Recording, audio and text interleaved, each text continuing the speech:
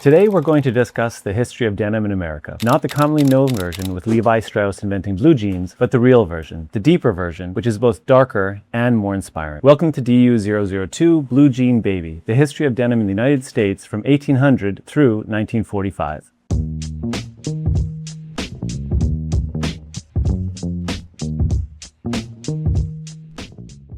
Before we get to Levi Strauss and his famous patent, we have to start somewhere most American denim histories don't like to go, with indigo and the enslaved people in the American South who brought it here. The blue in a pair of blue jeans is beautiful, but it is not simple. In fact, it took centuries of accumulated knowledge to produce it, to harvest the plant, to ferment the dye, and to manage the vat. As we discussed in DU001, indigo development is a craft. That is thousands of years old, and it required generations of knowledge. That knowledge came to America from West Africa. When the American indigo industry took hold in South Carolina in the 18th century, it was built on the knowledge of enslaved peoples. A plantation owner, Eliza Lucas, gets credit for establishing the indigo industry, but it was an enslaved man named John Williams who she leaned on heavily to develop the industry. And indigo was a massive industry. It accounted for 1/3 the total value of South Carolina's exports before the Revolutionary War.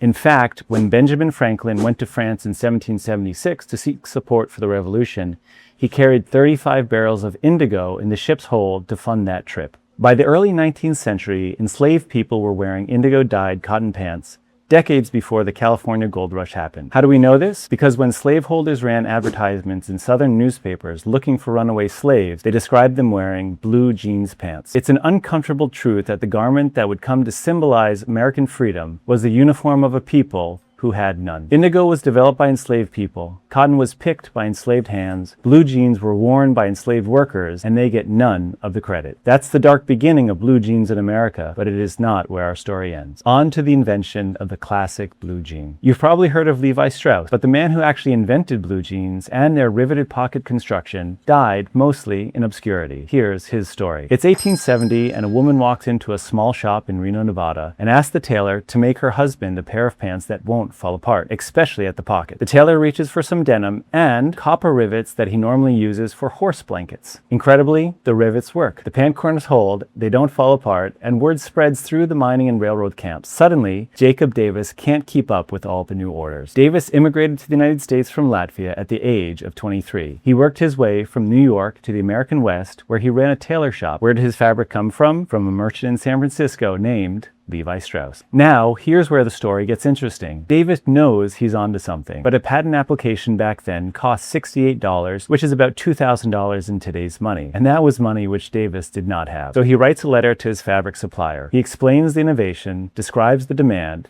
and proposes a deal. Strauss puts up the money, Davis manages production, and they will share the rights to their new venture. Strauss immediately agrees. Patent number 139,121, Improvement in Fastening Pocket Openings, is granted on May 20th, 1873, to Jacob Davis and Levi Strauss & Company. Not coincidentally, Davis's name was listed first. He moves to San Francisco, runs the entire factory, invents the double arcuate design that is on the back of every pair of Levi's to this day. He works for the company for 35 years until his death in 1908. Are you riveted? Get it? Good. Jacob Davis died in relative obscurity. This was the man who had the idea, who solved the technical problems, who ran production for more than 3 decades, and history remembers the dude with the money. Call me when life is fair. So to all you creatives out there, just remember, raise money when you need to, but protect your ideas and protect the branding that represents them. Davis solved the problem, it's just that his name didn't end up on the jean. By the turn of the century, America was beginning to grow, and it needed some new clothes to grow into. In the 1890s, the style that would eventually become the 501 was the best-selling work pant in the American West. Henry Lee introduced the zipper fly, Wrangler began designing jeans for cowboys, Workwear had arrived. Then Hollywood showed up. John Wayne put denim on a movie screen, and the archetypal American man found his archetypal uniform. Now it was time for Americans to get to work building the most powerful country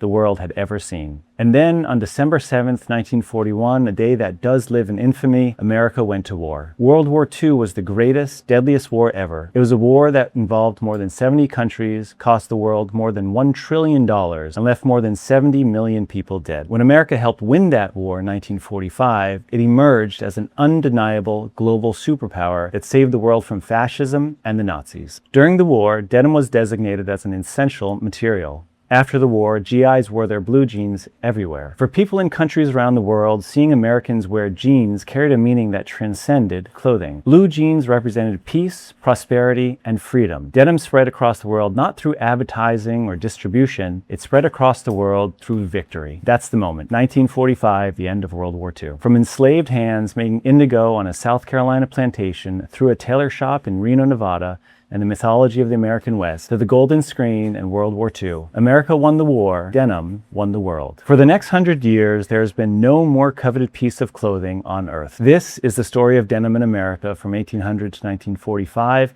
It was born from the darkest parts of this country, but it came to represent the brightest promise of American freedom and liberty for people all over the world. That's not a brand story, that is human history. And that's a triumphant story of denim in America up until 1945. And we're not done yet. If you want to go deeper on any of this, head over to Denim University at www.fitunderground.com. Next up is DU003. The garment stops being about work and becomes identity.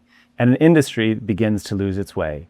That's the story that we'll discuss next. I'll see you there.